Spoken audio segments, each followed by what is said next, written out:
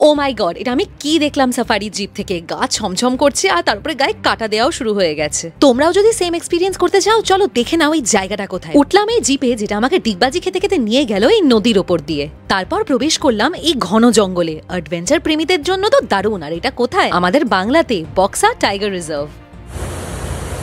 আর ঠিক যখন এখানে জিপটাকে দাঁড় করিয়ে আমরা প্রাকৃতিক সৌন্দর্যটা অনুভব করছি, ওইরম সময় পেলাম এক ভয়ানক আওয়াজ।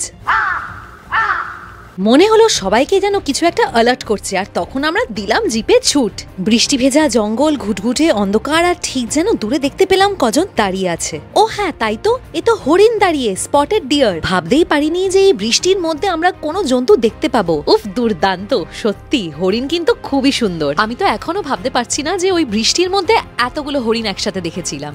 আধ ঘন্টা করলাম অপেক্ষা, যদি এখানে লেপার্ড চলে আসে, কিন্তু আসলো না। তাই জন্য আপনাদেরকে বলবো, বক্সা টাইগার রিজার্ভ কিন্তু শীতকালে অবশ্যই ঘুরতে যাবেন। পাক্কা এরম জন্তু দেখতে পাবেন। এখন যাই, বাই।